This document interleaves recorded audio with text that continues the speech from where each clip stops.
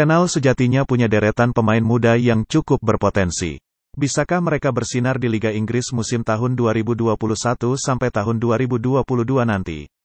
Arsenal musim lalu tampil cukup buruk, yang padahal sebelumnya mampu meraih titel Piala FA dan Community Shield. Inkonsistensi jadi badai buat The Gunners. Musim tahun 2021 sampai tahun 2022 ini, Arsenal bahkan tidak lolos ke kompetisi antar klub Eropa, baik itu Liga Champions dan Liga Europa. Maka Arsenal harus mampu tampil fokus di Liga Inggris yang akan bergulir di pertengahan Agustus nanti. Dilansir Detik Sport dari berbagai sumber, Arsenal sejatinya memiliki pasukan anak-anak muda yang cukup sip. Rata-rata umurnya masih di bawah 25 tahun. Sebut saja beberapa nama seperti Bukayo Saka, Gabriel Martinelli, Eddie Nketiah, Emile Smith-Rowe, Joe Willock, Kieran Tierney, Reiss Nelson, dan pemain barunya Nuno Tavares. Banyak dari mereka yang sudah bersama-sama sejak 2 musim terakhir. Maka seharusnya, setiap pemain sudah saling mengenal gaya bermain satu sama lain. Skuad Arsenal untuk musim depan, diyakini bakal diisi banyak pemain muda. Mereka bakal bahu-membahu dengan para pemain senior seperti Pierre-Emerick Aubameyang, Alexandre Lacazette, Granit Xhaka, Willian, dan Bernd Leno. Ada baiknya, manajer Mikel Arteta mempercayakan pemain muda untuk kompetisi semacam Piala FA atau Carabao Cup. Tentu, anak-anak mudanya adalah investasi yang menjanjikan, asal dipoles dan diberi jam terbang yang memadai. Sanggupkah anak-anak muda Arsenal on fire musim depan nanti? Kita nantikan saja. Arsenal sepertinya akan memperkuat barisan depan. The Gunners dikabarkan tertarik untuk mendatangkan winger Real Madrid, Vinicius Junior. Media Spanyol, Fichajes, yang melaporkan ketertarikan Arsenal pada pemain Brasil itu. Di sisi sayap serangan, Arsenal sudah mempunyai beberapa amunisi. Bukayo Saka, Nicolas Pepe, Willian, Gabriel Martinelli, sampai Pierre-Emerick Aubameyang menjadi deretan pemain yang bisa beroperasi di sisi sayap. Performa lini depan Arsenal musim lalu emang kurang oke. Di Liga Inggris, tim asuhan Mikel Arteta itu membukukan 55 gol. Alexandre Lacazette yang menjadi pemain tertajam dengan raihan 13 gol. Vinicius diyakini akan mampu membuat Arsenal tampil lebih tajam. Di musim lalu, dia membukukan 6 gol dalam 49 penampilan di semua ajang. Potensi besar Vinicius sudah diprediksi sejak si pemain masih remaja. Dia bahkan disebut New Neymar. Karena julukan itu, Real Madrid pun rela menebus mahal Vinicius dari Flamengo pada Mei tahun 2017. Nilai transfernya mencapai 46 juta euro.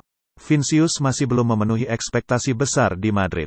Buktinya, dia baru mencatatkan sebanyak 15 gol dalam 118 penampilan. Konsistensi menjadi masalah terbesar yang dihadapi oleh Vinicius. Selama membela Madrid, Vinicius sudah menyumbangkan 3 trofi. Gelar juara La Liga tahun 2019 sampai tahun 2020, Piala Super Spanyol tahun 2019 sampai tahun 2020, dan Piala Dunia Antar Klub 2018 menjadi deretannya. Akankah Vinicius bergabung dengan Arsenal musim depan? Kita tunggu saja prosesnya. Klub Liga Inggris, Newcastle United rupanya kadung kepincut dengan salah satu pemain Arsenal yang musim lalu dipinjamkan ke St James Park yaitu Joe Willock. Melalui sang juru taktik Steve Bruce, klub berjuluk The Magpies tersebut sampai memelas pada The Gunners untuk membawa Willock. Seperti yang saya katakan, itu benar-benar keputusan Arsenal, ujar Bruce dilansir dari BBC. Dan sampai mereka membuat keputusan, seperti layaknya semua klub besar, mereka akan melihat pramusim, kami akan terus memantau dan membujuknya untuk pergi. Kami ingin melakukan sesuatu tetapi itu semua bergantung pada Arsenal, ujar Bruce. Willock sendiri bergabung dengan Newcastle United pada paruh musim lalu. Pemain berusia 21 tahun itu bergabung dengan status pinjaman. Penampilan singkatnya rupanya mampu merebut hati Steve Bruce. Sejauh ini Willock telah melesatkan 8 gol di 14 penampilannya. Sebelum kembali ke Arsenal, sejatinya sang pemain menaruh minatnya untuk tetap bertahan bersama Newcastle United.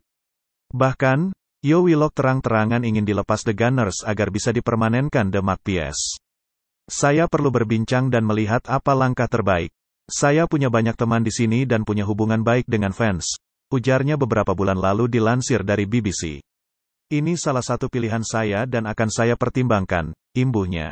Sayangnya, Keinginan Newcastle United untuk mendapatkan tanda tangan Willock terhalang restu Mikel Arteta. Ex-pemain Everton itu mengirim sinyal jika sang gelandang muda The Gunners kemungkinan besar akan menjadi bagian dari skuad Arsenal musim depan.